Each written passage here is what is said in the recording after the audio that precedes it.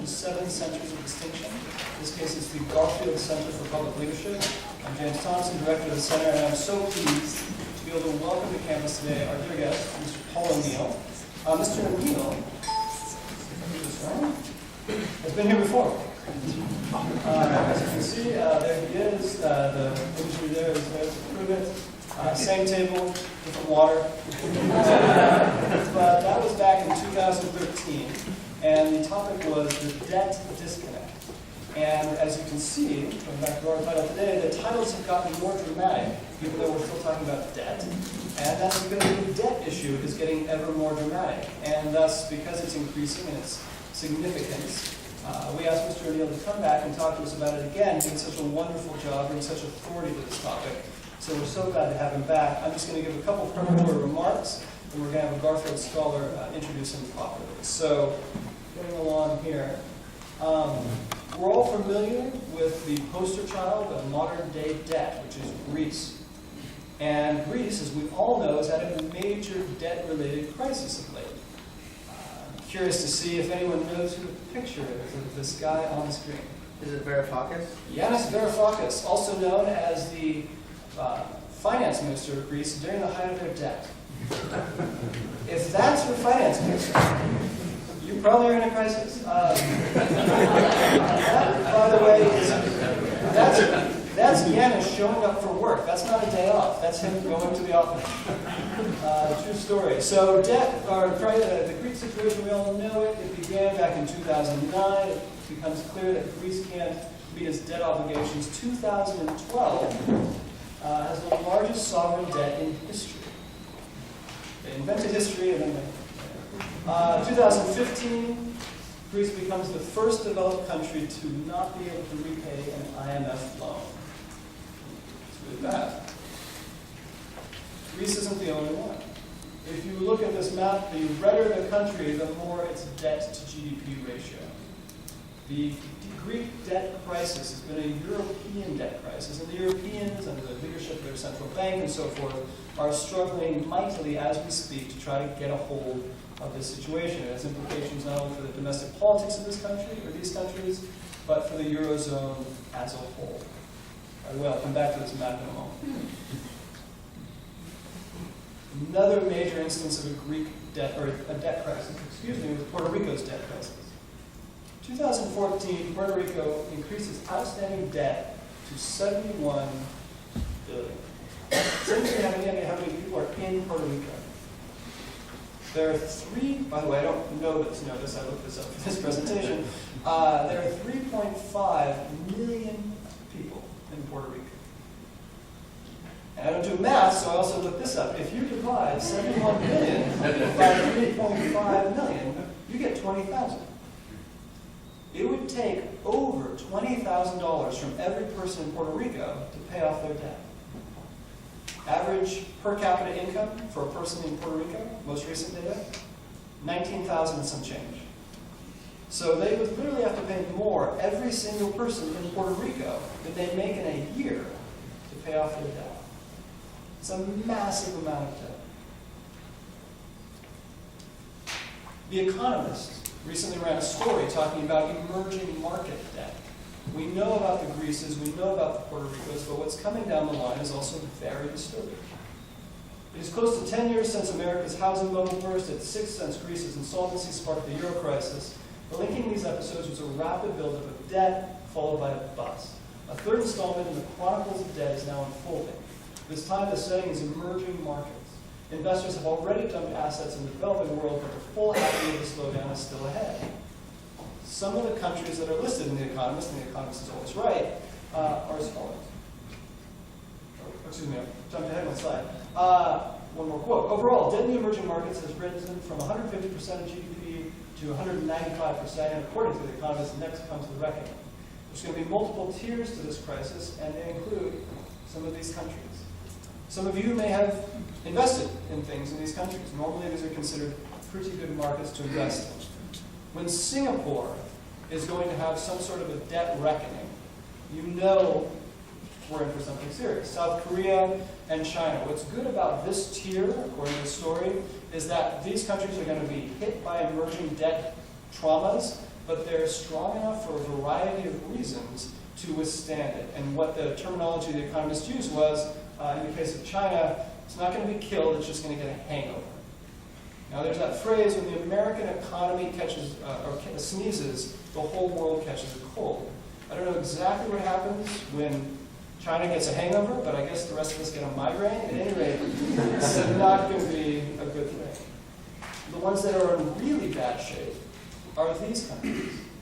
Brazil, which is having a multifaceted meltdown as we speak, having to deal with an oil crisis, a president that's about to get impeached, and a bunch of other things, was the engine in many respects of the South American economy for a while, and that is in serious trouble, according to this article, and will really come out of the coming debt crisis in a very bad way.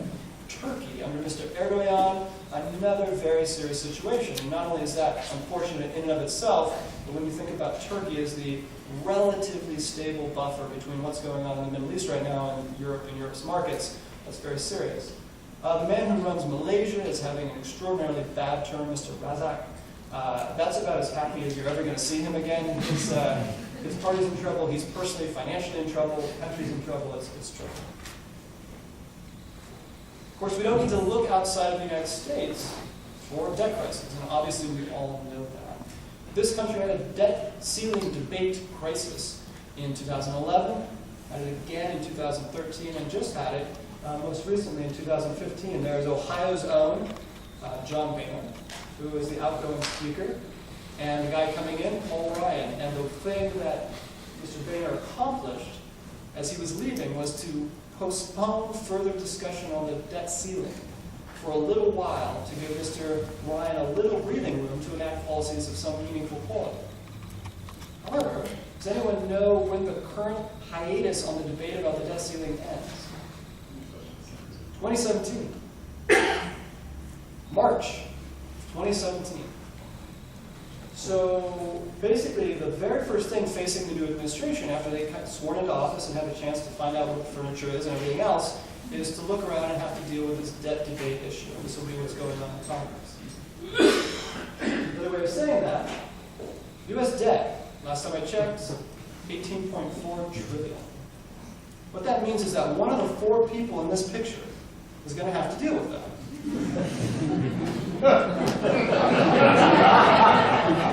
One on the right. Yeah, right.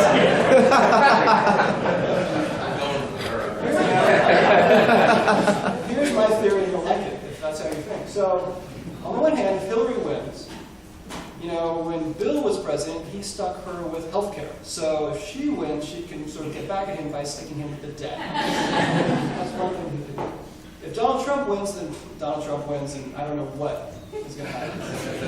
However, Melania, I was thinking about this. Where is Melania from? Slovenia. And if you go back to my map here, you'll note that those Slovenians know how to handle debt. They're green.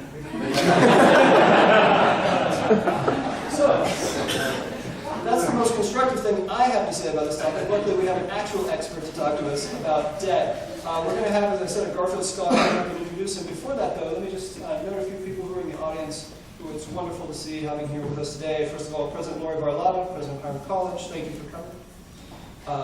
Ken Moore, I believe, is here. He's coming. He's somewhere en route. So he's the president of the board. When he's here, it'll be wonderful to have him here. Davis Young, is Davis here? So, of the board of trustees, thank you for coming. Bob Hawk, our dean, thank you very much. On our sponsors list today, special mention goes to Michael Canty, who could not be here. He's with Alloy Bellows, always a supporter of our seminar programs. Ted Helmuth, who I saw earlier, there he is, of Boyd Watterson, very nice to have you. And Mark Logan, who I don't believe is here tonight, but also a sponsor of this program. As always, a very special mention to our patron saint of the Garfield program, Mr. Bill Recker, who is right over there. So thank you, as always, all of you.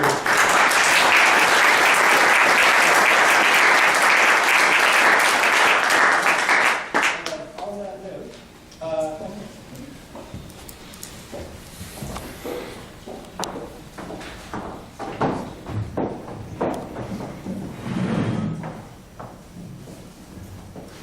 Before I introduce our distinguished speaker, I would like to thank everyone for coming to this semester's Garfield Center for Public Leadership Seminar about debt and the future of capitalism, which Paul ONeill graciously came to speak about today. Former Treasury Secretary ONeill's interest in economics goes back to his undergraduate days, where he earned a degree in economics from California State University, Fresno, and a Master of Public Affairs from Indiana University, Bloomington. Mr. ONeill's resume is an extensive and prestigious one, with years spent in both the private and public sectors. He worked as a computer systems analyst in the U.S. Department of Veterans Affairs and later with the U.S. Office of Management and Budget for 10 years, 3 of which were spent as deputy director. He then served as the vice president and president of the International Paper Company for 2 decades. Mr. ONeill continued on to serve as the chairman and CEO of Alcoa from 1987 until 1999, retiring as chairman in 2000. A man of integrity, when he took over as CEO of Alcoa, he emphasized worker safety and health over cutting corners to produce greater profits.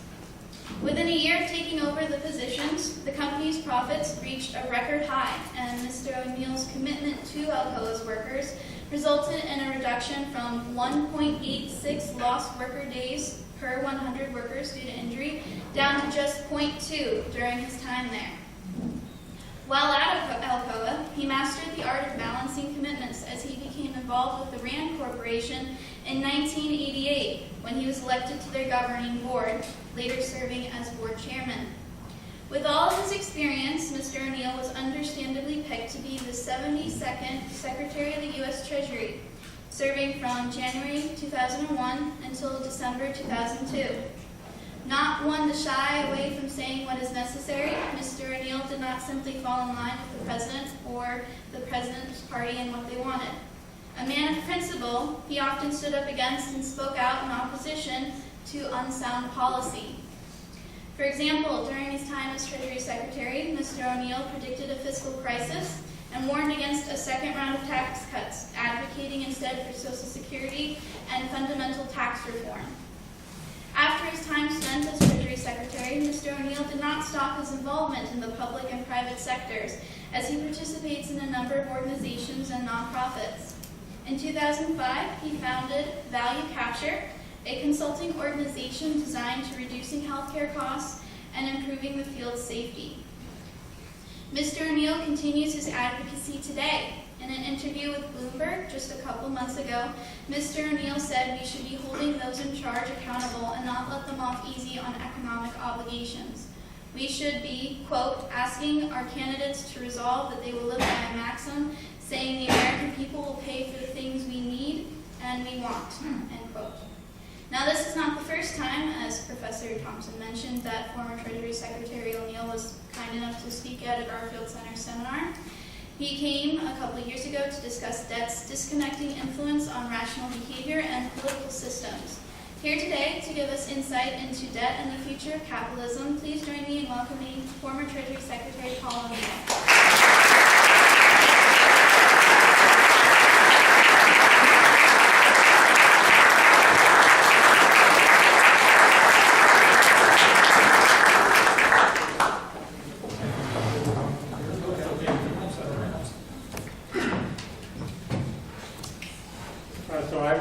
As I looked at the picture, I was really glad I wore a different tie.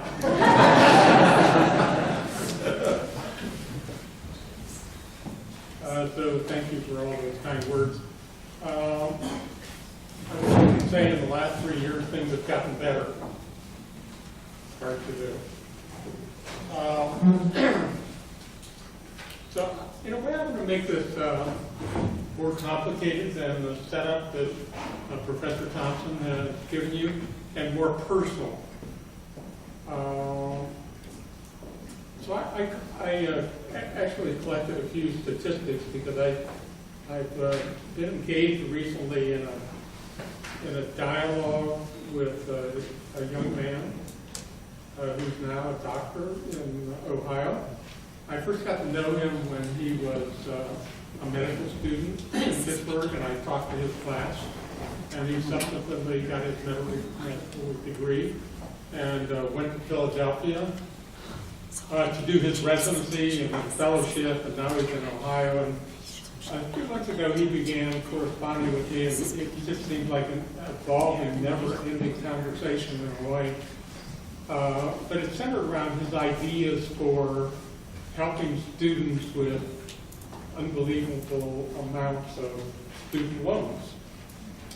So I'm not going to tell you his name, but I'm going to tell you his facts. He and his wife are both doctors. He's an orthopedic surgeon. His wife's a pediatrician. And together, this is staggering to me, they had no undergraduate student loans, but in their pursuit of their 2 medical degrees, they accumulated $840,000 worth of student loans. You know, so for someone who worked full-time to go to undergraduate school, in order to pay my $32 a semester tuition and fees, $32 a semester. It's staggering to think of a young couple with a couple of young children who have to pay $7,000 a month to pay the obligations they have on their student loans. It's just, you know, not together they make $164,000 a year. But in his arguments with me, making the case that there ought to be some way that they can get a deduction so that they can pay their loans on a pre-tax basis. So I've been educating him about the simple idea that I'm sure you all know. The federal government doesn't have any money. It doesn't first take away from the citizens. So if we're going to create a new benefit for people in similar circumstances, that is to say with lots of student debt, we're going to have to raise taxes, all other things being equal. There's no other way to do it because the government doesn't have any money. They don't take away from the people, all right? So if we're going to create a new benefit, and we mask ourselves from this so that people don't think that tax benefits are the same as a check. But from an economic point of view, they are in fact the same thing. Because in the long run, you might ask how long the long run is. In the long run, we have to pay for the things we want and need.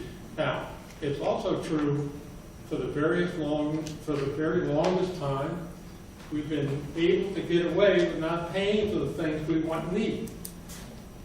And we've created forward benefit obligations that are so enormous that there's no doubt on a simple third grade arithmetic level that we're not going to have to do something radically different before we hit the wall like a bug. We're headed for a really bad place.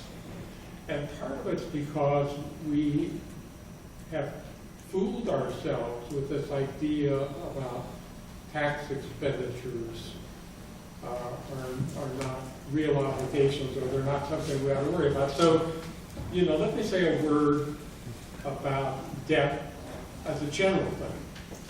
Debt is not inherently bad. It's not inherently bad. And I think you can make a cleavage between kinds of debt. So on a national level, you could argue that using debt capacity to fund investment is a legitimate thing to do. For example, with the interstate highway system, because the value created by the interstate highway system in fostering interstate commerce and improving the productivity of the resources we have in our society was demonstrably a value thing. And you could arguably say for every $10 million we put into the highways, we got back $30 million worth of value. So there's a distinction between debt for investment and debt for consumption. The distinction being, if you use debt to fund consumption, once the consumption's over, you still have the obligation, and you don't have an economic engine that's creating new economic value. And so again, debt is not an inherently bad thing. So I got some national statistics to give you a sense.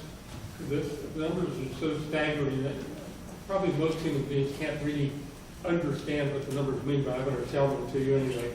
So on a national basis, our total credit card debt is $733 billion.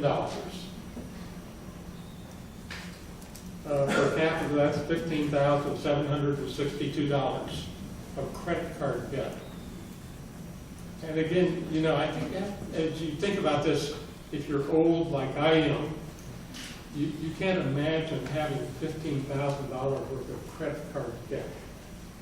It's just a staggering sum. At the same time, it pales by comparison to the mortgage debt that we have collectively as a society, which is $8.25 trillion. Now, again, I think you can make a really good argument for mortgage debt because, after all, you need shelter. I'm not sure you need McMansions, but we need shelter, and to the degree that we've used mortgage debt to create shelter, and in an economy like ours, over the last 150 years, where we've seen an appreciation in housing values that's been partly driven by inflation, but also by the appreciation of real assets. You could say, as a civilization, we've really done a smart thing in investing in shelter and funding it this way.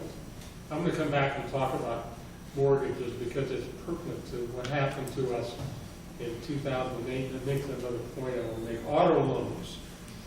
This is a little bit of a mixed thing. Auto loans nationally, $1.06 trillion. That's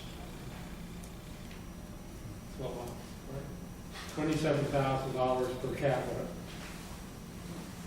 That's a lot.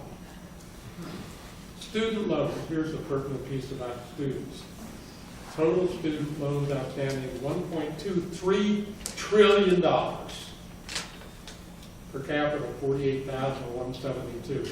So again, I think you can make an argument that the student loan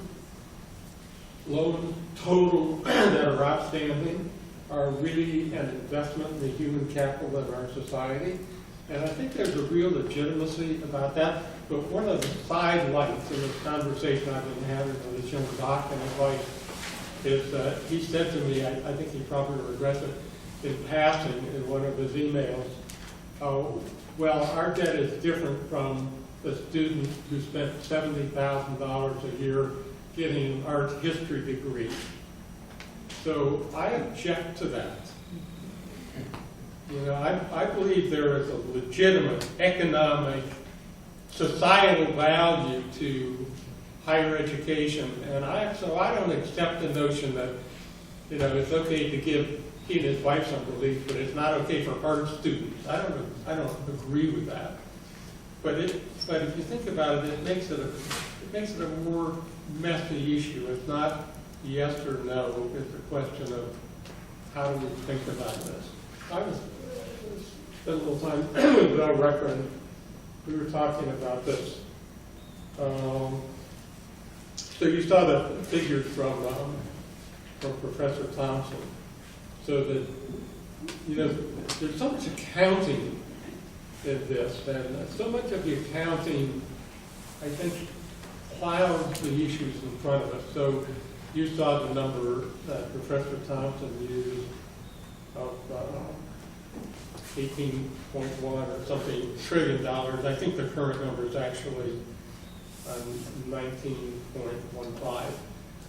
It's just to be clear.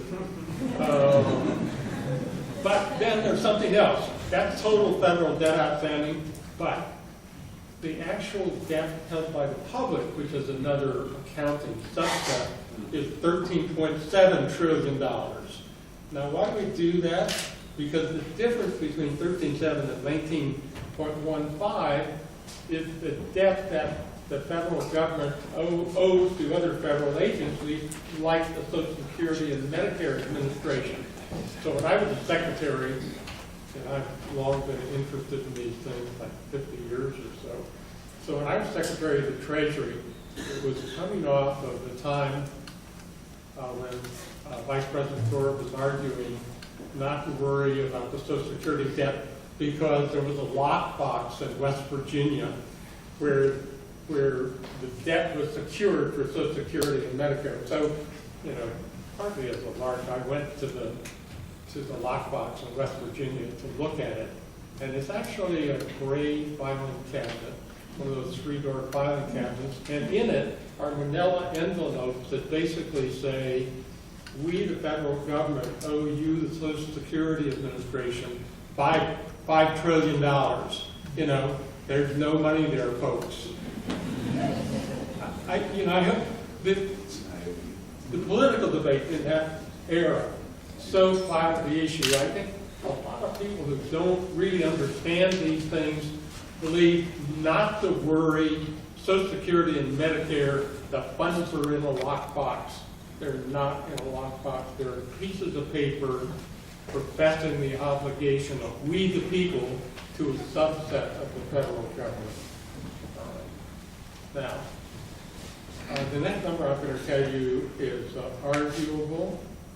And so my source for these purposes, you don't have to make a decision, is the most recent reckoning by Coors that reckons that altogether, if you add up all of the unfunded obligations we, the American people, have, where we're on the hook for it, is $127 trillion. Not 19 trillion, not 18 trillion, not 13 trillion, but $127 trillion. And, this is a figure that's made up of a set of estimates about the rate of economic growth and the rate of inflation and the rate of payroll taxes that are paid over the next 75 years, which is a reckoning period to figure out what's the unfunded obligations of the United States. Now, those of you who are playing around with numbers know that assumptions drive everything. And so when I tell you 127, there was Dr. Carson during his run for the short run for the White House allowed us out there were $215 trillion worth of unfunded obligations.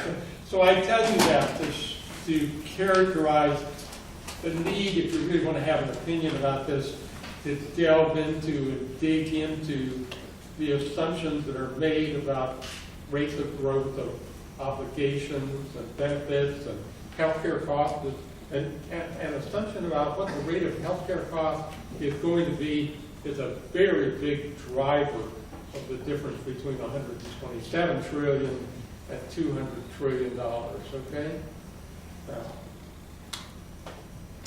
Now, when I said debt is not inherently bad, what I had in mind is this.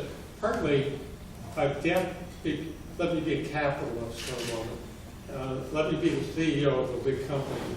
So an issue always for companies is what mix of capital they should have in a choice between debt capital and equity capital. So the simplest formulation, there are endless complications, but the simplest formulation, equity capital is more costly than debt capital. All right, so the convention is, I'm just going to give you rough numbers. I'm not going to argue for these the numbers today, but rough numbers. Rough numbers, equity capital across our capitalist system has an annual cost of 10%. That is to say, on average, investors will not lend you money or invest in your company, let me say this right, invest in your company without an expectation that you're going to deliver them a 10% rate of return on their investment. Okay? And the reason they want 10% is because there's a risk. They may get 0. They'd like to get 20.